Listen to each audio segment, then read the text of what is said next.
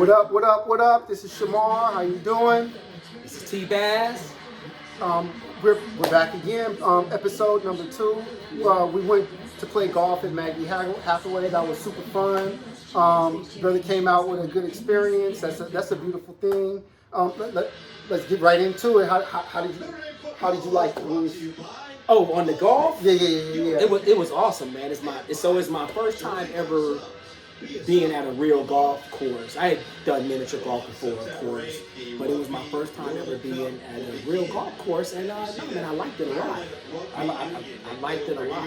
Just being out there in, amongst the greenery and the trees, and that's I always like that environment anyway. Man, I always like that. Like hiking. Like I'm the kind of dude who want to go hiking. Yeah, up in the redwoods. And that's like hiking. That's right. Pretty much like hiking. That kind of stuff. I did like the fact that there were a lot of black people there, African Americans, people of color, and so I love to see that. I love that. I'm like, okay, so wow, so we're represented here. Right. And that was nice to see. And we actually met a brother today that we had never met. He was talking about his game and how he's horrible. But I was like, well, you can't be more horrible than me because I can't even get the ball to go in the air. But I am getting down. Yes, he can be more horrible. I did actually watch him take a few swings. I was like, you may actually be worse than me. I was like, how? How is that possible? I honestly can't get over this. This is so moving. Rip it. Nice. Hey man, you see all types because of I'm like, I know that this ball is supposed to be going in the air, but this ball is just going across the grass. But you know what? The bottom line is that it gets there. I hit it 120 yards. If it gets there this way, if it gets there that way, right. At the end of the day, if you get it there in the amount of time or less than, right. It is what it is. It is what it is. It's like roll it there if you have to. Right. But no, it was a fun experience, man. You're definitely going again? Oh yeah. Cause guess what? Now the goal becomes to get the ball in the air, right, and make it travel 45 yards or however long it's gonna travel, right? I tell you that shot that Nehemiah hit on the first.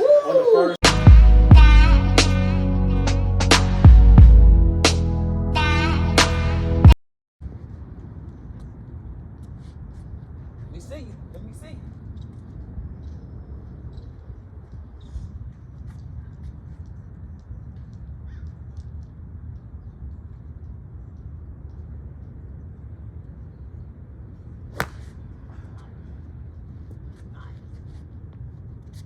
Wow.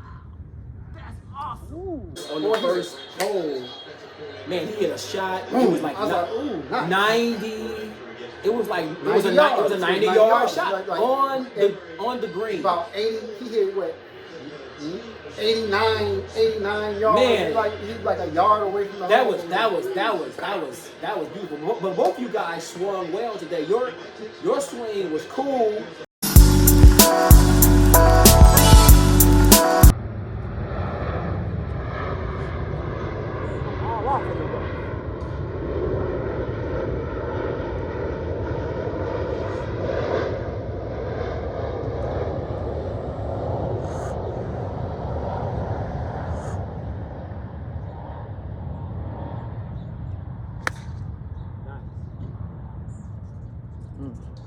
Not that bad. It was just it kind of went off to the left a little bit here and there, but you had that distance.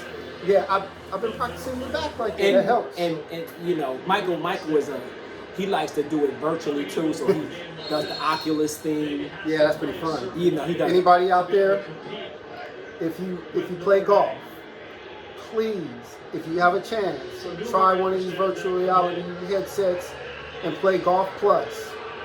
I promise you'll have a great time. I promise you. It's cool. I'm a little opposed. I'm kind of old school. I says, nah, man. I like the virtual stuff is cool, but guess what? I want to be out on the green amongst the nature. I want to hear the birds. I do too. That's why I like playing golf. Because it takes you really out amongst the elements. Yeah, but nah. So I got better.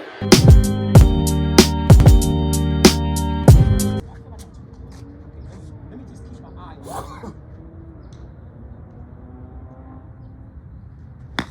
you go. There it is. That's it right there. Somebody. Right. Like by the fourth hole, I actually was able to make the ball travel. I was actually able to make the ball travel a little bit, and yeah, and one thing I didn't do that I felt good about is that I wasn't shanking it to the left or shanking it way over here to the right. It was primarily going straight, but it was just ground balls. but see, man, I watch people who very first start, and like you seen a little boy, Right. They can't even hit the ball. Right. So literally they're taking 10, 15 hacks and never even hitting the ball. So at least you're hitting the ball forward. It was one point where Mike was like, bend your knees a little. It was like, because I guess I was super. Because you standing like. I was like, because I was like, is this how you do it? Is this how you do it? I don't know, man. I was like, bro, you still gotta have relax. Relax, bro. You still gotta have an athletic stance. Relax. You can't just sit there like a mannequin. When I know the motion, I'm like, I know the motion is like this. Right? For real. Nah, yeah, but it's a challenging sport. You know what I'm saying? But at the same token, it's a relaxing sport. It's not something. I don't see golf as something that started off as stressful. I think the original purpose of golf was to get out in nature and walk, right, and do the sport at the same time. Yeah, I believe that was one of the original purposes of golf. Right. So, well, in competition, right? Like because it was. We compete. People compete at everything. I think it was turned into a sport as competition, but right. I think those who intended for golf to be golf, right. One of the original purposes of it being out in right. where it was right. so that you'd be out in the elements right. playing the sport. Right. You'd be able to walk. Walking was actually part of the sport. That was incorporated into the sports. This is why. That's why it's so challenging. It's because you have to walk. I tell you, man, that sand dune. When I got in that sand dune, hey man, we didn't even get it out. I said, I'm never going to get this ball out of this sand dune. You could have. And I hit it up and it came back down 3 times, and I was like, I'm trying. It's technique. But it's all technique. But after, you know what? Here's what I will say. I do feel good about what I did on the first day. Because if you minus the sand dune, really just the sand dune, you hit the ball straight and decently far. Yeah. That's half the battle. Because you get people that get on the course, number one, they're not hitting the ball. Right. And number two, the ball is going way over here. I did have a few just misses though. And you're like, it's all good. And you're like, I know I need to focus. Okay, so wait. Just look at the ball. Yeah, keep your eye on the ball. Keep your eye on the ball. That's what you're telling yourself? I was telling myself, this is the conversation going on in my head, right? That's all golfers play. That's the same thing. I'm like, no, you're worried about the swing. You're worried about where it's going. I need you to just look at this ball and try to take this stick and hit the ball and make some kind of contact and add some distance to it. And when you look around the course, every single person that's playing is thinking the exact same thing you're thinking. Like, so, man, what am I doing? Am I standing too far back? Am I too far up on the ball? Is the ball too far ahead of me? Am I putting my hands too high? Everybody's doing the same thing. You're like, nah, everybody's trying to figure it out. You're like, T, you want to center the ball. I feel comfortable. I was like, it's not comfortable, bro. Like, to me, I need to move back off of the ball some. And I'm like, I know I know fundamentally what you're saying I'm supposed to be doing, but I can tell you how it feels to me right now. It feels a little cramped. I feel a little congested. I think what I was trying to instruct you to do was more not come up on the ball. You can stay however far away you need to stay from the ball, but don't have the ball too far in front of you. Right. Because when you go to swing and you come up with the club, right, the club is already up and the ball is still on the ground, so you won't make the contact that you'll make will be on the bottom of the club. So that's why I said put it here so you can. And then, honestly speaking, so there was a brother that we bumped into there, and we just got into some brief conversation, But literally, the conversation that he had with me was about the angles on the club, and I was like, I was like, Michael, and this was, and I didn't actually realize that until the ninth hole. I says, I've played 8 holes, and I didn't even realize that I'm supposed to be trying to hit the ball with this part of the club. I'm literally just trying to hit the ball. Some of that is me telling you, but sometimes how I often work is I let you have fun and play the sport first. Right. Before I start trying to run off a whole bunch of instruction and critique your game. Right. It's like, no, you gotta play. Right. And then when we sit down, I'll say, hey, look, man, when you hit the ball, you're supposed to hit it with the face of the club. Right. And I show you with the face. And I'm trying to hit it with the bottom of the club. Right. I was gonna get to it, but we gotta let you play first. But you know what? I was getting, and like you said, I was getting contact. Yeah. I was getting contact, and you were like, "Well, the ball is moving." Yeah. So. And you watching me and Nehemiah hit, so you guys, you're getting great. You're getting a No, you guys good idea great. of what you should be doing. I mean, they got that golfer swing. I mean, they're just like, and then they got the little something going on back there. I'm like, you guys look awesome. I'll get there one day. That's an exaggeration right there. No, because you took a couple of whiffs and you took your little practice swings. I kind of see how you approach the ball a little bit. I was checking out your technique some. It helps to have the net in the back because I literally I'll go out there every other day or so now. Uh-huh. And just hit a couple. Yeah. I mean, I hit a lot. I might only hit 15 balls or 10 balls. You know what I really enjoy? And it's Yeah. that and playing on the Oculus has taught me distance. Okay. Like how far I want to be away from the ball to hit it straight. Yeah. And that part right there, Right. I was like, wow, I've actually gotten better at that. Man. You know what? There was a few things that I liked seeing while I was out there. One, I did like seeing a couple of kids there. That was nice. Yep. I was like, man. Families. I was like, man. Yeah. Like this little young dude, he's getting started early, bro. He gonna be all right. And then also, I liked after we were done. There were some women out there, and they were part of the game too. And I was like, this is cool. This is like. Basically you were going to a tennis club or something like that, and everybody's out there doing their thing. When I guess you'll see when we go to like over there at Westchester, Mm-hmm. You'll see that there's all sorts of different types of people, Right. And you're sitting here looking like, wow, this is pretty cool. Like, Yeah. It's a mix. Just a mix. It's a genre. Yeah. A mixed genre of people. Right. And you realize really quick that, oh man, whatever I'm doing is, you got all types of swings. People who can't bend but this far and kind of shaking to people with great swings. Right. Big guys to small guys. Because in my mind, man, I got this whole tape playing in my head where I want to.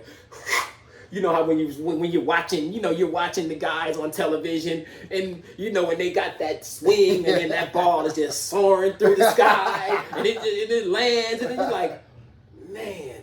Yeah. But but that kind of puts it into perspective for me, Mike.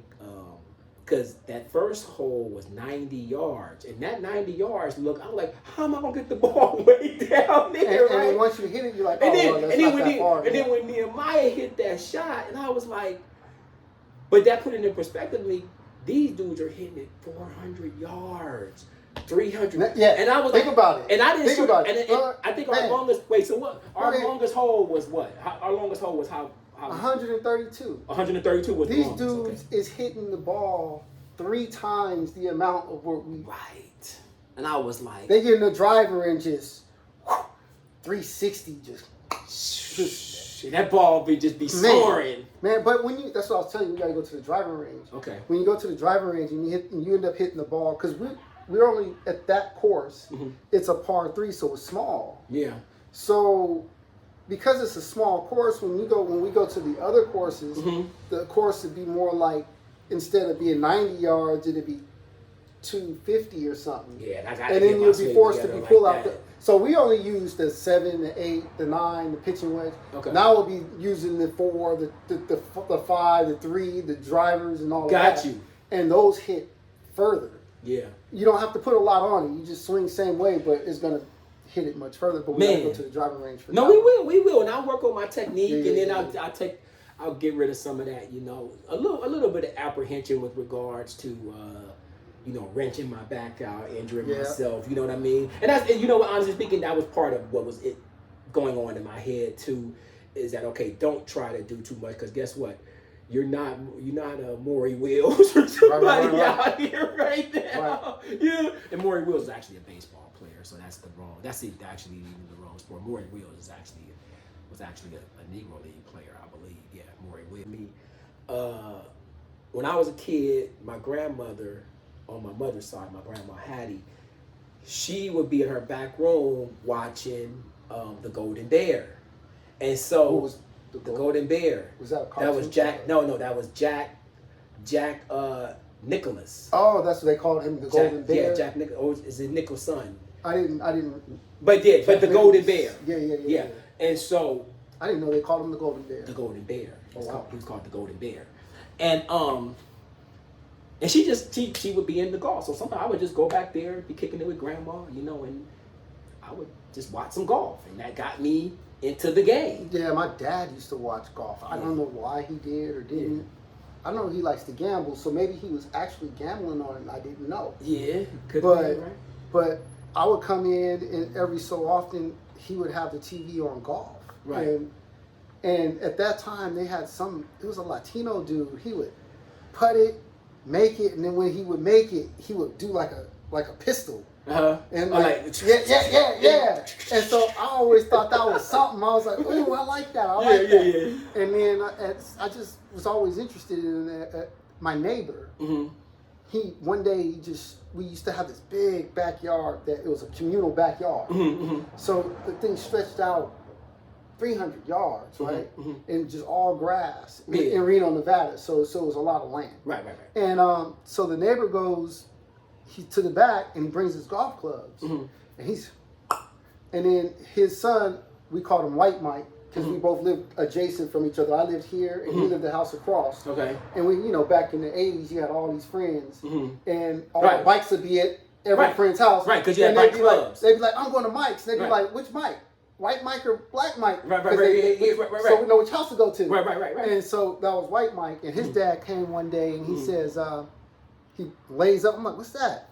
And he shows us how to hit. Boom. Mm-hmm. He's just showing us how to hit. So from the very beginning, I want to say I was about 10, 8 or 10 at that time. Yeah. So I've always had that presence in my life. So I love the sport. I like it. I don't know. It's a good sport to me.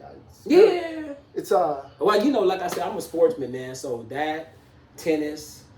I mean, I like them all, bro. Ping pong. Right. Like ping pong. Right. The one sport that I do want to get more into and I have to explore is pickleball. It's picking up. It's the fastest sport in America. Because I was in the badminton. The fastest growing sport in America. No, not backgammon, but badminton. I was in the badminton big. Like when I bought the whole. Is badminton the one with the little ball? With the birdie. The little birdie. And you hit it, boom. Yeah. Love badminton. Love badminton, bro. Love badminton. I like pickleball.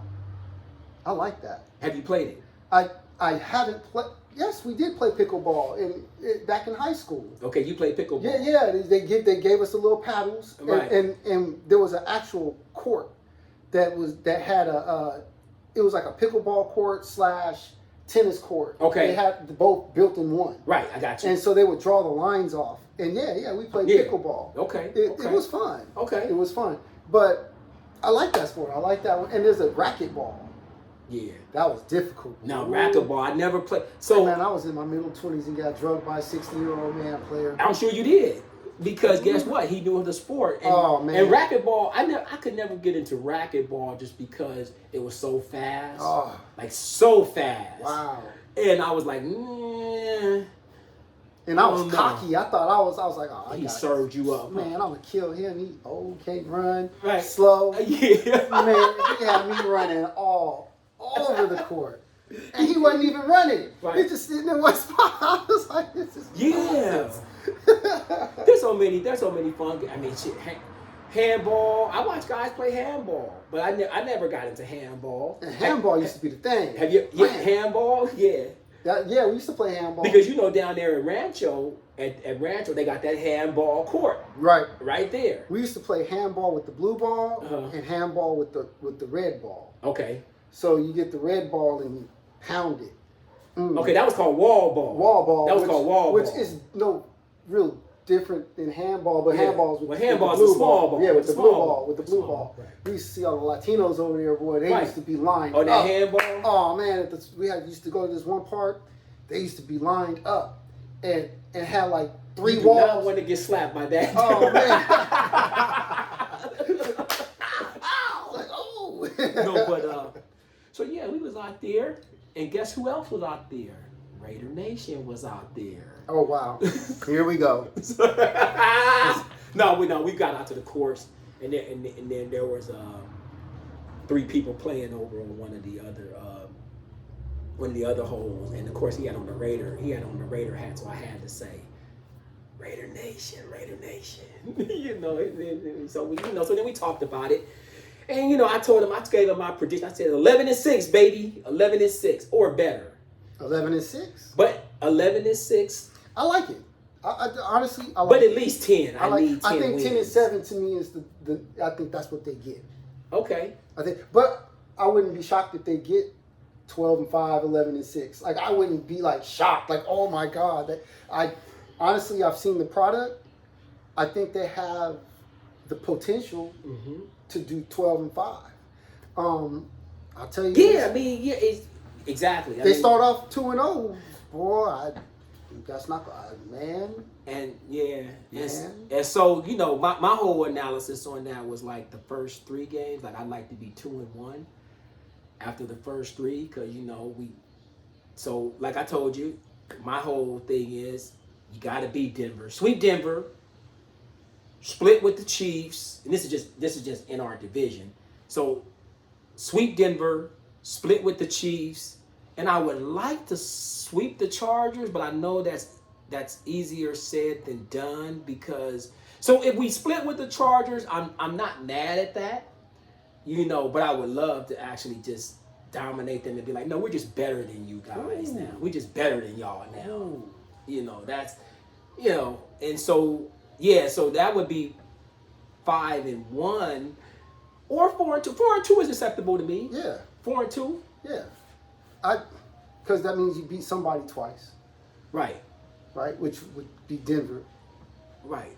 I don't think Denver's gonna be that good. We'll see. No, I'm not discounting them. no, I don't. I'll say this: I think we need to come out and set the table. Yeah. Get them to lose it. Like come out game 1 and get that win. I'll tell you this. And I don't think you guys could afford to lose to Denver. We can't afford to lose to Denver. Because if you lose to Denver and then you got the Bills coming in the next And week, you got to go to. and then you got to go to Pittsburgh, And and so start off conceivably, 0-3. conceivably, we could be 0-3. Go and then listen, and then you got the Chargers game week 4. Then you got the Chargers week 4, I believe. You know what's bad is, I want to say the last 3 years. We've always started out. We started off saying the same exact thing, and then they ended up 0-3. Right. Right. No. They gotta change. They gotta turn that momentum I'm around. hoping their defense is good enough to. But I do think that people will be surprised with the Raiders. The Raiders could be a wild card team this year, because if that offense does what it should do, I wish we had Josh Jacobs in camp. Like I hope we go on and answer that question and get all of that stuff resolved so we can know who's in our backfield, and I could use 1,500 yards. 1,500 yards and maybe 600 receiving. Man, 600 receiving. That's 2,100. Josh Jacobs is low back there. But we talk. Your team is the real team. Oh, the I'm expectation. amped up. I got high expectations. Right. 14-3 is my expectations. That's what I expect them to be in that area of in terms of their skill level. realistically, 12-5, 13-4, all of those. 12-5, 13-4, 14-3. That's in the area I expect Philadelphia to be at. The defense, you know what? Prediction time. Philadelphia will finish the season top 5 on defense. Top 5 on defense. That's high. That's high. I liked your defense last year. Man. When I watched Philly last year, I was like, man, these dudes are flying to the ball. Like, man. This is what a defense is supposed to look like. And hit. Man, it was physical and quick. Man, it was physical and quick. I expect to see the same this year. Probably even better. So we did a little experiment last week, and I told Mike to print out his schedule, and I was going to pick his,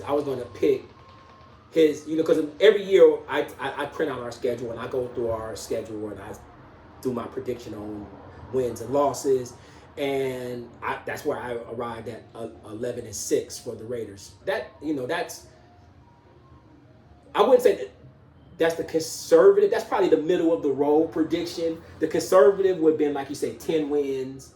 A great year would be 12 wins. Right. 12 wins, whatever. But so I printed out their schedule, and I came up with 11-6 for the Eagles, which I know is underachieving, based on what they're supposed to do. And we'll see. You could, if they finished 11-6. It all depends on how they finished 11-6. Right. So, say Jalen Hurts gets hurt first game, and now Mariota's thrown in there, and so it's like, oh shit, because Dak got hurt last year first game. So wait. So is Mark Mariota with you guys? Mark, yeah. He didn't look good in the preseason. Ex-Raider. Right. So we were calling for Mariota. Yeah. During the car era, we were calling for Mariota. So say he ends up having to play the first game, and say Jalen is out 8 games. Right.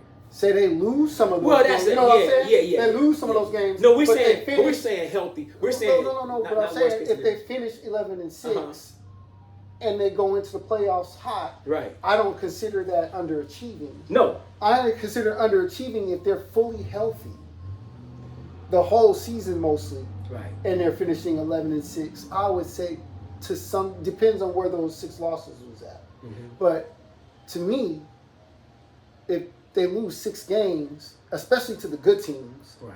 To me that's bad. So I'd rather lose to bad teams. One of the things that and the Raiders will be playing shortly. Raiders and Cowboys this week. This is our 3rd preseason game. We'll see if we can get a W, but it's more about watching how guys perform. The one thing I'm happy about is our point production, because we've been scoring over 30 points a game, and that's a magic number to me for the Raiders. I said that last year, right? Remember last year when we was talking, I was like, man, unfortunately for me, I think that if the Raiders score 30, they winning, right? How much did you say you think they should score? Remember, I was saying no, 30 right now this year. Huh? What do you think they should score this year to be like last year? You said I'm giving Carr. You got to give me 3 touchdowns again. Didn't you say something like that? I was saying for Carr, I needed at least 2 touchdowns a game, but I kind of wanted 3. Like I said, Carr gives me 3 touchdowns, and that's a lot. That is a lot, bro. Like 3 touchdowns is a lot. I know that, right? But unfortunately, I felt like that's what it would take, and Carr didn't give us that last year. So how many do you think Jimmy Garoppolo should have to make? Well, guess what? To satisfy you as far as well. To your point, we. And your point was a lot of those losses were on the defense. In my opinion. And so I'll say this. I think that we definitely got to improve on defense. We got to get back to Raider football and being an imposing force on defense. If that happens, then I'm thinking that number kind of goes down a bit. 24 in that 24ish kind of So area. the offense needs to score about 24 Right, points. right, a right. game. But what I will say is this. I do like thinking about the Raiders as a high-powered offense where we're averaging 28 points a game. We're averaging 24 or more points a game. I don't want to see too many of these 14-point games. Right. Nah, 17, 20. No, I need a couple of touchdowns and some field goal. I want three touchdowns a game. This year, I'm expecting Philly to have close to 30 points a game. Right. Okay. Like, I want to see them putting up 30 every game. Right. Or more. Right. Or more. I feel you on that. I feel you on that 100%. That is the expectation. Like, they need to keep up with Pat Mahomes and the Chiefs. Right. Because he's slinging the ball. He's getting like 30 Yeah. some odd points a game. He's like, no, this offense is going to give you 35, 42 points if you ain't on your game. Right. I need to see Philadelphia doing the same thing. I made a bold prediction in the or not even prediction, but statement. I'll say statement when I said that I want the Raiders to win the AFC West. I want them to seriously compete for the AFC West, right? So that all goes back into that conversation of no, sweep Denver, Beat the Chiefs twice or once. beat the Chiefs once, and dominate the Chargers, who the NFL loves because they love Herbert. And, Yeah, they do like Herbert. and that's fine. And Herbert is good. And he's good. He's good. He's He's good. He's good. But He hasn't done nothing. But we got to push them dudes back, and we need to be definitely the number 2 team in the conference, going for the number 1 team. I would like the Raiders to surprise people and win the AFC West. And you know what? Hold up. I ain't letting you Dallas fans off this. Whoa. We got to get to this. Got to talk about this Trey Lance here. So, I'm hearing today that the Dallas Cowboys traded a 4th-round pick for Trey Lance. So, what is that saying about Dak? Because Trey Lance is obviously for the future. Unless you're going to trade him away for an asset, like you use him as an asset to get another pick or maybe another person. Maybe that could be. Maybe that could be. That could. However, at the current moment, what it looks like is you're saying that he could be the future. If that's what you're saying, then wouldn't that be like, well, wait a minute, I'm not old enough to not be the future. You should be seeing me as the future. So to me, it's a very savvy move by the Cowboys. Oh, very savvy. The Like Cowboys made the right move. Like I said, no. This may not be a competition thing with regards to Dak. I think it's good to get a young, talented quarterback underneath him so he could learn from him. And then guess what? Then you keep the ball rolling, right? That's how you keep your football team relevant, and you don't have these huge gaps in talent that some organizations have, right? I don't disagree with any of that. But what I will say is this: Dak was already on thin ice. Right. He already skating on that thin ice. Oh, there's pressure. Real slow. Oh, there's pressure. Oh man, big pressure. There's pressure. So he know he can't be throwing interceptions. Right. Now I don't think that they'll put this young man in because he's not ready. You do already got a backup quarterback that's solid. Right. And I think the intent is to coach him up. I think that. Right. But at the same time, I know Dak is like, oh really? Like for I don't real? think he's thinking that. Oh no. You think so? No. That's your take on it? You can't convince me. He's sitting there like, really? I wouldn't be thinking that way. Here would be my thought process. All right, so I'm not the future. No. Because Dak, presumably, he isn't that old. He could play another 10 years. Could he? Yeah. Really? I can't imagine. How old is he? Couldn't be older than 30. Yeah, but that puts him at 40. But that's the average age of people leaving the sport. I don't know. No, Tom Brady did it. I would say average Right. age, but these Right. guys these days with all the sports science and whatnot, Right. they're playing into their 30s. Conceivably, he say he can play 10 years is a long time to try to stay healthy how old in the is he is the NFL. question. But think about it. Because he came out as a 4-year guy, so Well, guess say he what? came out at 22, Guys he's been get in the league hurt. for 8 years. Say he's 30. And guess what? Listen, guys get hurt, man. But if he's 30, you say he plays 8 years. Okay. 8 more years. I'm just saying. Right. If he plays 8 more years, would you sit this kid for 8 years? Or are you saying, like, that we don't see you here? Like, because Mahomes got like a 10-year, like he got a long deal. Like, he got long money, right? So your team is telling you, no, we're not doing it. But like you said, first of all, Mahomes lives on the field, number one. And then number two, Mahomes. Yeah, I mean, bro. Like, can you imagine anybody else with running the Chiefs' offense but Mahomes? And so. Actually, I can, but you said you can or you can't? I can. You can? I actually can.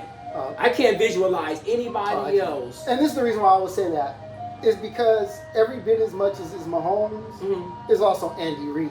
Right. And I'm an Eagles fan. Yeah, I watched Andy for 13 years. Right, but listen. But just because you got the system, you got to have a dude who can run the system. You do, but I've seen Andy Reid take Kevin Cobb and make him look nice. Okay. You know, Corey Detmer. Okay. So that's why you're saying that. His system. He had. Alex Smith was nice, but under Reid, he was playoffs. Mm. They was good enough to get into the playoffs. Right. Then you get Mahomes, who kind of pushes you past that envelope. Right. But Donovan McNabb, Rotten Pete. I can go down the line right. of guys that I seen under Andy Reid. Yeah. And he schemes receivers so wide open. Right. You be sitting here like, wow, like what does Andy see that other people don't? Like him and Bieniemy together, that's just ridiculous. Playbook is like yay big. But Andy Reid. Let me ask you a question. We had this conversation earlier. In your mind, who's better, the Niners or the Cowboys? Like, who's the better team? I know this is going to sound it's going to have a lot of contradictions in it. Okay. Okay, I want to hear the contradictions. So, I would assume that on paper, from what I've seen, looks to be the better team. Like when you go man for man down the line, they seem that they could be the better team. The Cowboys? The Cowboys. Okay. I think. Right. However, if I look at the past, let's say past 5 years, mm-hmm. I can remember the 49ers going to a Super Bowl. Right.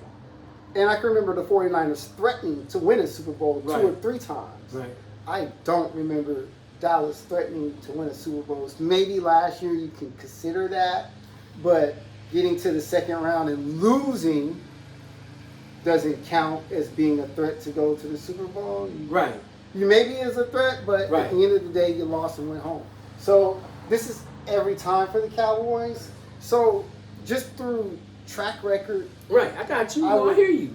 I have to default and say, well, the 49ers. I mean, you're not a great source because you're extremely biased because you are Eagles dude. Yeah, I am an Eagles fan. And that's cool. I would venture to say the 49ers must be the better team, and they beat head to head. They beat them. Right. Head to head, they beat them. There's that part. Right. So, and this wasn't 5 years ago. This was literally the last game Dallas played. They lost to San Francisco. So. So you say I would have to say. You say so. I would. So you thinking it's probably going to be a rematch? Here's the contradiction. No, I think Dallas is better. Do you? Oh, okay. So you actually. Okay. I think Dallas is better. No, I hear you. But when it comes down to it, Dak isn't. I don't believe in Dak. Really? Yeah, I think Dak is whack. You think? Wow, he went to whack. Okay, so he kept it real. I kept it real. He didn't pull no punches 100. on that. He said Dak is whack. I think Dak is whack. Dak is whack. Wow. I think he's good for some occasions. He's good for getting you somewhat to the playoffs and then getting into the playoffs and not winning. Right. So Dak is whack. Okay. So that's is that a biased answer? Probably. I mean, but I don't care. Dak is whack. Yeah, that's just it. It it is what it is, you know? Right. No, I get it, bro. No, so we was talking about so the conversation came up with regards to the Raiders and the Niners with me and football and Yeah, and you said that you, at some point, contemplated whether you was a Raider fan or a 49er fan. How does that work out? Okay, so the timing was the Raiders were in LA. The Raiders were in LA. I'm still living in the Bay Area. I'm a Bay Area dude, right? Steve Young and the Niners, they're winning, they're successful. Now, I did celebrate that Super Bowl that they won. I even bought the Super Bowl t-shirt. I wish I had kept it, actually. I don't know what happened to that damn t-shirt. I wish I still had it just for memorabilia's sake, right? But no, I was like, I'm a Raider. I was a Raider guy in Oakland, right? But my football team wasn't there. My football team was in LA. And so I was like, yeah, I am a Raider dude. And I support him in LA, but then again, but honestly speaking, we were kind of middle of the road then. We weren't great then. And then the Niners was doing their thing. And I'm like, I mean, you feel me on that? And so honestly speaking, I don't think football is a funny sport because it's just, I don't know what it is about football where it's hard to leave your team and become a fan of another team. Like, I think some of it is fan bases. Right. Like, sometimes. Because I supported San Francisco. Listen, I supported San Francisco, and honestly speaking, and I know Raider Nation is rolling over, and they're like, dude, those are the one guys we can't support, right? Like my boy Ray, he hates the Niners. He talks mad crap. And I'm like, I'm kind of a weird football dude anyway, because this whole rivalry stuff that goes on, because honestly speaking, I love the game, right? So I could literally watch any football team play football, and I'm happy. It could be the Colts and the Giants, the New York Giants, and I'd be like, I just want to watch some football, right?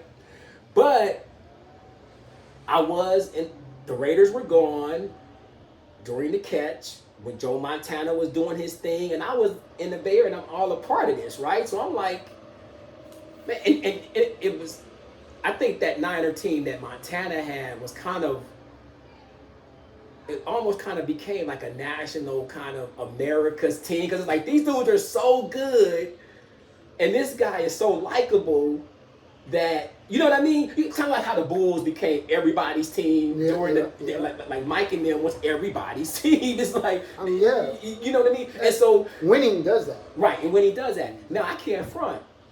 When Steve Young took over the helm for the Niners, I liked that team the least because I felt like they stacked the team, and that's back. That's back in the days when the Cowboys and the Niners were going back and forth, and Deion said it. He said, "Wherever I go, we win in the Super Bowl." And I didn't like the fact that the Niners had stacked the team, right? But I also didn't want to see the Cowboys go. Right. Because the Cowboys had been going to the goddamn Super Bowl. Eagles, man. Oh, man, and they kept going to the Super Bowl. That only I say went 4 in a row. They was dominant, dude. And it was dominant. Sick of seeing them go. Right. And so when the 49ers got good enough to beat them, right, I was happy for them. And Ricky Waters had came from Philly. Right. And went I do remember and he went to the Niners. Right. And I was like, man, if you're going to go from Philly, give him that Philly love, baby, run them over. Right. Like, if you're going to play Dallas, run them over. And so I was just happy that they got Dallas out the way, but I was kind of salty that they had stacked team. I was like, you guys went out and got Haley. Right. I was like, Waters. Man, I was like Sanders. And so that's why I was, even with Frisco, I was like, look, man, that's unfair. Man, y'all done put all the best players on one team, man. It costs. What does it say? It pays the cost to be the boss. I mean, you know, they pay for them players. And guess what? Sometimes, actually, me and my dad had this conversation, and so because my dad was always a Niners guy. He was kind of a Frisco kind of dude, and so I said, I don't know, man. Y'all just bought the Super Bowl. Right? I said it like that because I am kind of a sportsman that I'm not into super teams. teams. I think it's unfair. I'm like, dude, like you guys are running over everybody. You have all the best players on a team, and so my whole and then my dad very calmly says, yeah, well, you know what? Football is business too, Right? and it's like, and so we talked about, and I was like, okay, well, I said that's your perspective, and I get it because your team just won the Super Bowl, and I get it because your team just won the Super Bowl, right? But I'm like, I don't know, man, I really feel about that. I used to think the same way. I used to say, man, that's whack that you stack the team that way because it gives you a competitive edge, I suppose, right? And then and a competitive edge is not a bad thing, right? But when you say it's now uncompetitive. It's not right. It's now so you've created a team that beats other teams so easily that it's like not. It's like when Durant went to the Warriors to some degree, but here's the thing: they didn't win the championship. They didn't. But they didn't. So, well, guess what? But guess what? And then basketball is one of those sports where you do have to play a series, right? They didn't win the championship, but they did destroy the league. And every time we watch them, let's be honest. Every time we watch the Warriors during that era, during that time, we knew that they were probably going to win, and that takes a little bit of the fun out of it. To some degree, at least for me. Here's the thing, and this is what that team taught me, and that's why I said I used to be a person that didn't truly agree with the super team. As I was saying that, I really started to contemplate, what do we consider a super team? Because at the end of the day, I can't really recall too many championship teams. You can name a few, right. But for the most part, all the championship teams that you could name were all basically super teams. Like, name some of these teams. Like not Houston necessarily. Rockets had Olajuwon and Drexler and but no, but listen, they had heads on them.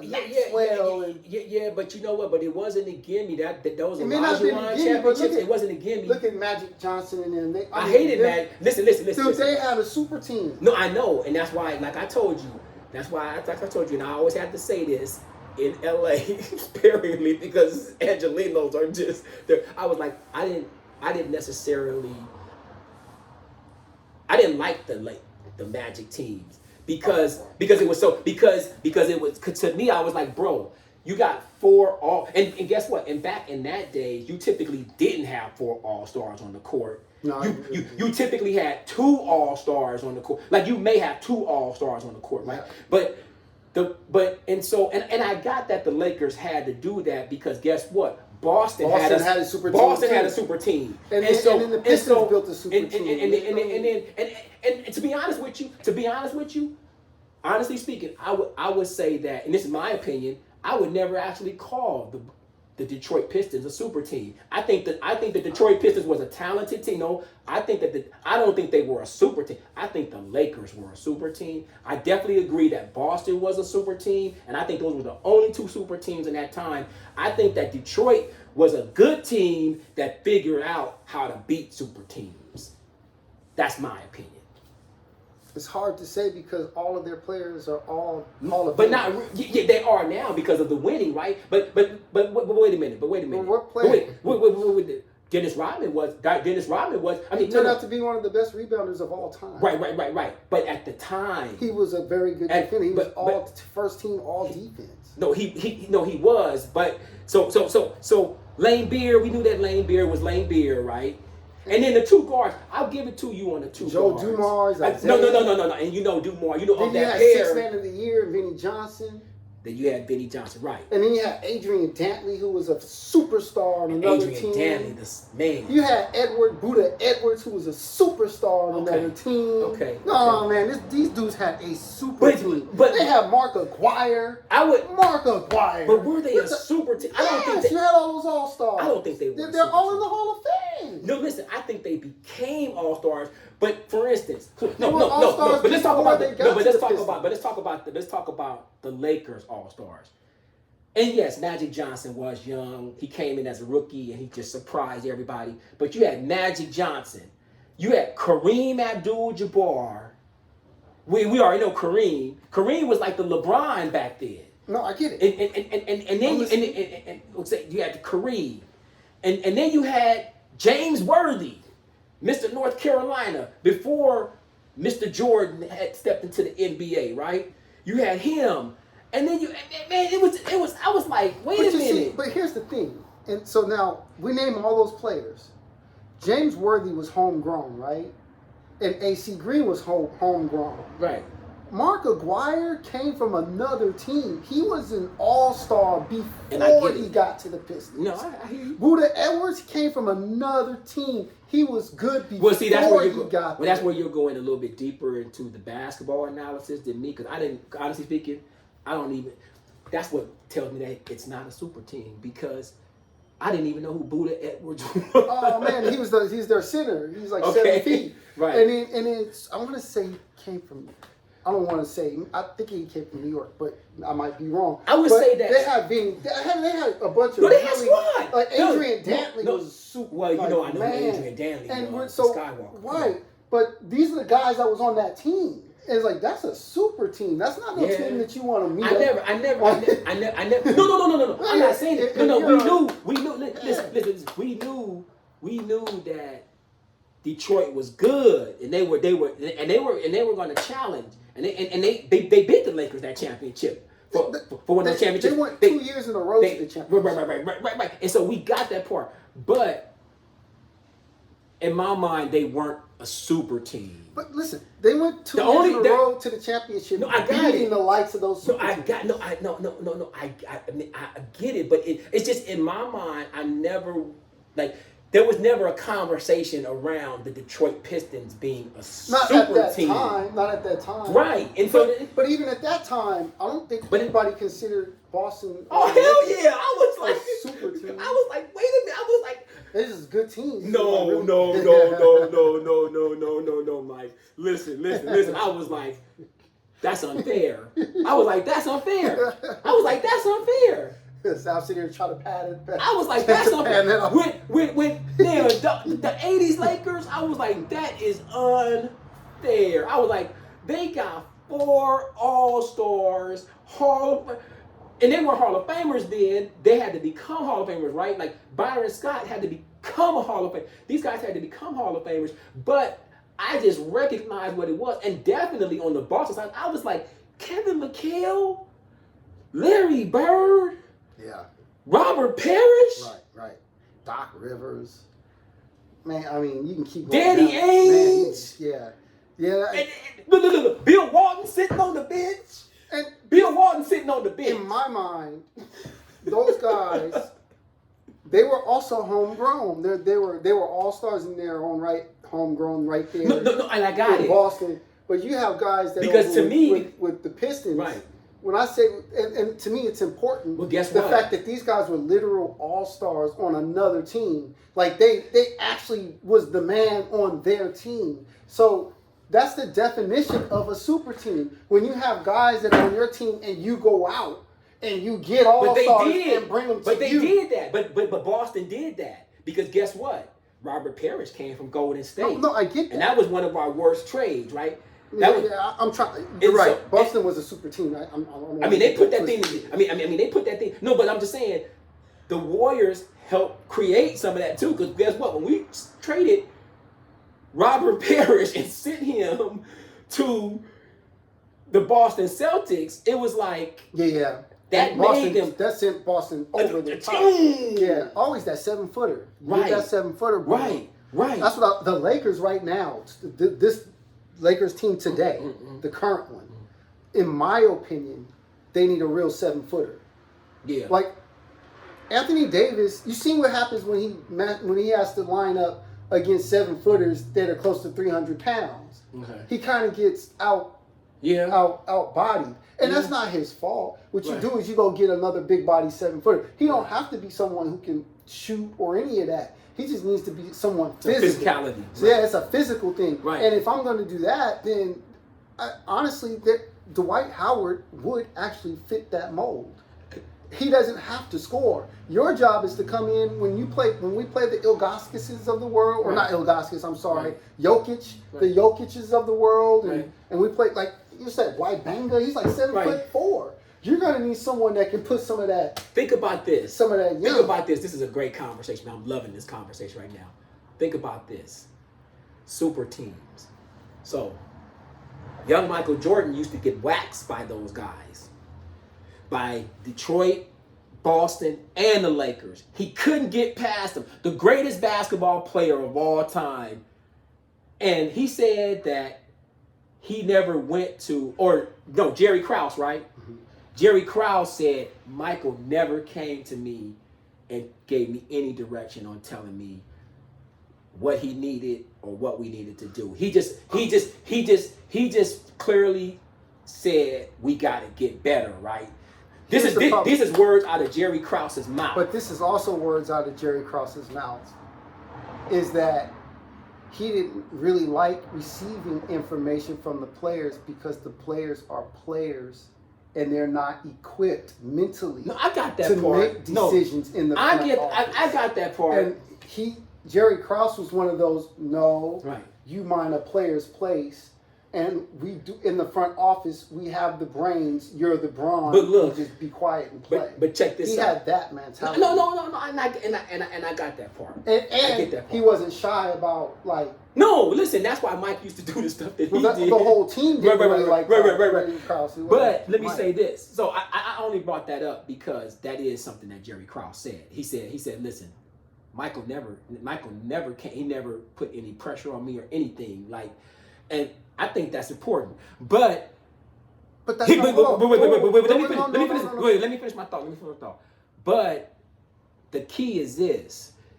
That's why you knew that these guys were super teams, or these teams, the Lakers, like you said, and maybe Detroit. Okay, so if I had to rank them, if I had to rank the super teams, right, of the three we talked about, I would say Lakers 1, Boston 2, Detroit 3, right?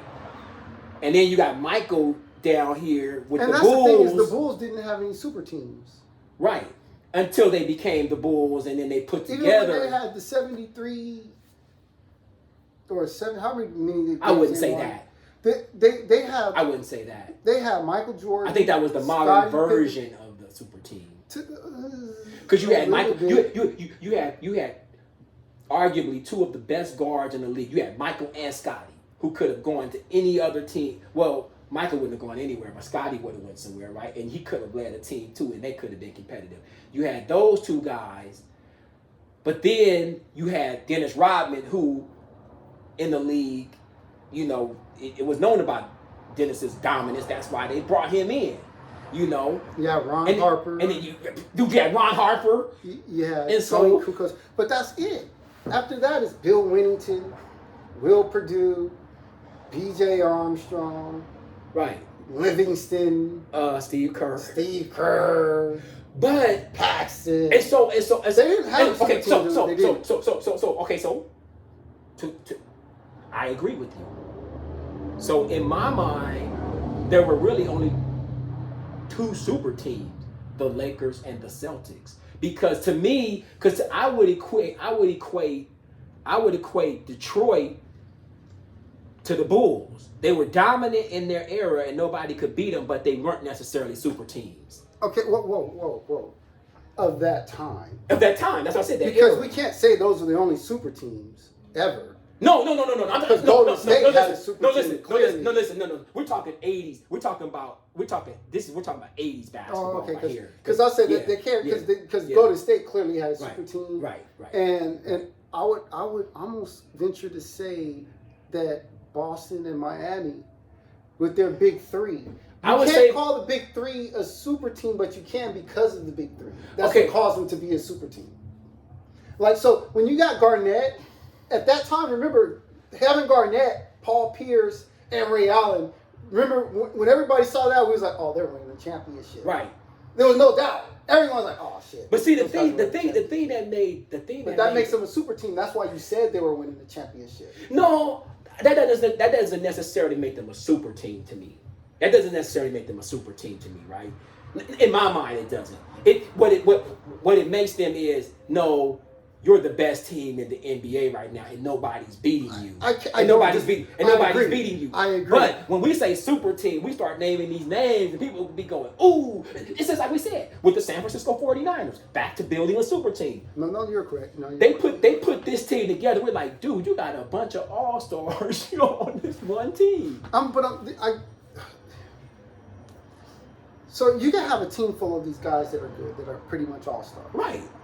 But if you have a team with literally 3 or 4 superstars, that's a super team.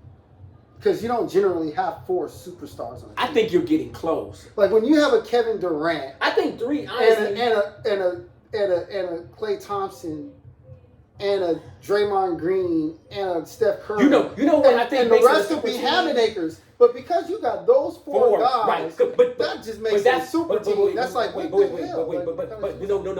glad you held up the fingers, because I do think that's the difference between a dominating team, 3 as opposed to 4. When you get the 4 all-stars on the team, or basically an all-star at every position, I think that's what makes it a super team. I think it depends and those on Lakers the all-stars, teams and those, because right now the Lakers only have 2 all-stars. right. And those 2 all-stars are so good. Which 2 all-stars? You saying the current Lakers? Yeah, LeBron James and Anthony Davis. Okay. And these 2 are so good that we're talking about them being a team that's a championship contending team. Imagine if they had 2 other guys. That would be a super team. That's what I'm saying. But that would create a super team. Right. But once they don't again, need all the rest of these other guys. But once again, to make the super I think team. that magic number is 4 and not 3, because I think 3, like you said, I don't know. Like, let me ask this question. No, because think about it. What if you add Stephen Curry to the Lakers right now, and left the ball, and left just hypothetically speaking? I wouldn't call them a super team. I wouldn't. Okay. I wouldn't. And as a matter of fact, okay, wait. I think stop. Right. Okay. Then what about old boy from, what's his name, in Boston? Who? Light skin. What's his name? Jason Tatum. Jason Tatum with the Lakers. No, we're not. I'm just Jason saying, Tatum's coming to the Lakers. Yeah. We're not getting rid of nobody. You just adding them to the Lakers. I don't feel like they're a super team. Wow. I think I would not a super team. Wow. Not a super team. I think that they would be. I think that they would be great. I think that they would be hard to beat, but I wouldn't put them in the super team. So if you kept team. the team current, For instance, listen. Listen. Let's have this conversation. Let's go back a little bit, okay? Let's have like you said, the KG conversation. Paul Pierce. You got Rajon Rondo on that team, and Ray Allen. And don't forget Tony Allen.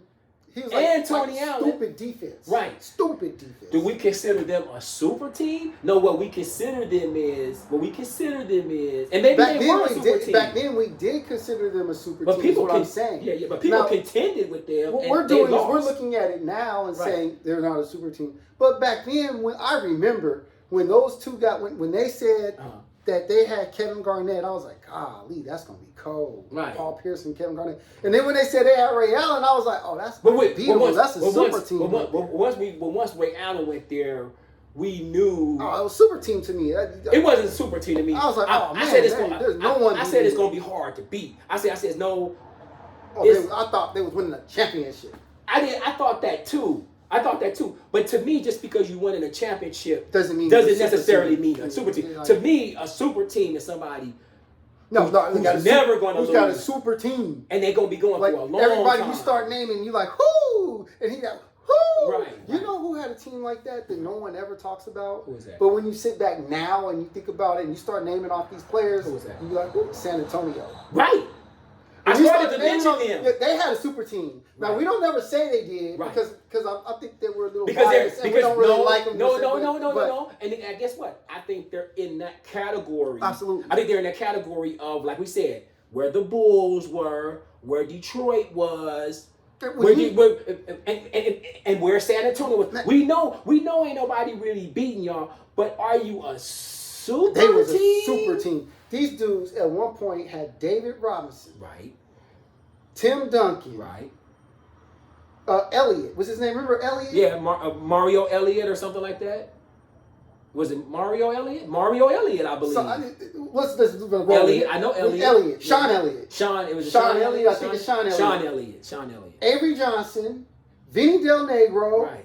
They had guys that was ballers. Right. And I think the only thing that stops them from getting that super, I hate to say it this way, but I think the only we're forgetting Tony Avery, Parker, right. Manu Ginobili. I know. Bowen. Right. Right. Right. These guys had like a super team. Right. And Kawhi Leonard. And I had all these guys on at the same time. Yeah, but we can't really put Kawhi in that conversation because I can't really. He almost won MVP in the finals. He did, but Kawhi's first or 2 years, we really didn't know that he was going to be. Yeah, but he played with San Antonio for like 6. No, I know. And won like 3 championships. Right. But I'm saying, but the timing. I don't know how many years. Don't right. But the timing. You gotta fact check that. Yeah, but the timing on that stuff all matters because those teams dissolved and they got kind of rebuilt a little bit and they got kind of tweaked here and there, right? But all I'm saying is I know when Kawhi Leonard became Kawhi Leonard, I was like, this young dude right here. Kawhi Leonard was Kawhi Leonard when they played Miami and beat them. Yeah. And destroyed them. So let me ask you a question. What year was Kawhi Leonard in during that? I can't remember. That was 2000. He was probably in his 3rd or 4th year, right? Oh, what year was he in? Yeah. Oh yeah, he was like 3rd, 4th. 3rd or 4th year, right? But he was already. And so we knew that he would. No. We knew because we found out about Kawhi after the first 2 years. We was like, nah, this dude right here. But going into 3 and 4, he was already right. He's a superstar. At that point, even though he's a quiet, he's one of the most quiet superstars. You're a quiet superstar with Manu Ginobili, with Tony Parker, with Tim Duncan. I couldn't stand Ginobili. Oh, man. I couldn't stand. I'm like, how are you letting this guy wax you y'all? Talk about the knife in the he just give you that. Ginobili was he stick you. Him and Parker all in the hole. And I love Parker because Parker was so smooth with it. Like Parker was smooth with it, right? But Ginobili, I was just like, oh man, you hate. I was like, don't let this dude beat us. Doing, this dude, he's gonna fall to the ground and throw over his head. Man, these guys, man, it was pretty good. But you know what? Hey, people, it's time to go. It's been good. Our next podcast will be in 2 weeks. 2 weeks. Every other week. 2 weeks for the NFL opening. So fly, Eagles, fly, and don't talk about it. Be about it.